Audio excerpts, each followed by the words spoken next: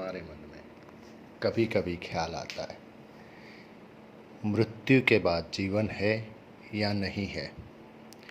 हमने अक्सर ये सुना है कि इस जीवन में हम ये करेंगे वो करेंगे तो मृत्यु के बाद हमारा जीवन सुधर जाएगा, मगर कभी किसी ने देखा नहीं है, किसी ने जाना नहीं है, सब कल्पनाएं हैं।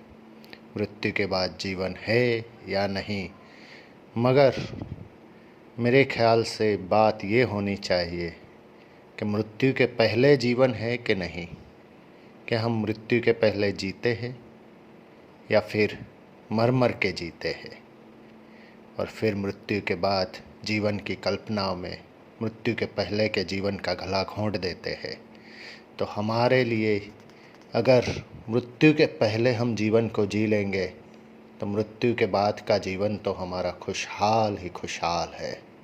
क्यों कि अगर हमने मृत्यु के पहले को जीवन को जीत लिया तो हमने मृत्यु पर विजय प्राप्त कर ली। यही हमारा उद्देश्य होना चाहिए कि हमें मृत्यु से पहले जीवन को जीना है, न कि मृत्यु के बाद के जीवन की कल्पना करके।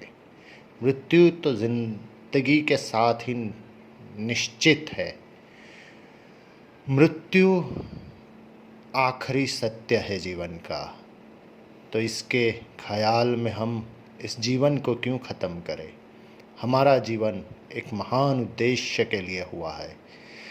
हमारे शास्त्र ये कहते हैं कि 84 लाख योनियों के बाद हमें मनुष्य अवतार मिलता है, और इसे भी हम राग, द्वेष, मोह, लोभ, मद, माया सब में खलास कर देते, ख़त्म कर देते इस अमूल्य जीवन को। हमें क्या करना चाहिए? हमें करना चाहिए कि हम कुछ करके जाए, इस दुनिया को अपने जीवन में कुछ देकर जाए, कुछ अच्छा, जिससे हमारा मृत्यु के बाद का जीवन भी सुधर जाए। क्योंकि अगर हम मृत्यु के पहले जीवन को नहीं जिएंगे तो मृत्यु के बाद का जीवन कुछ नहीं होगा।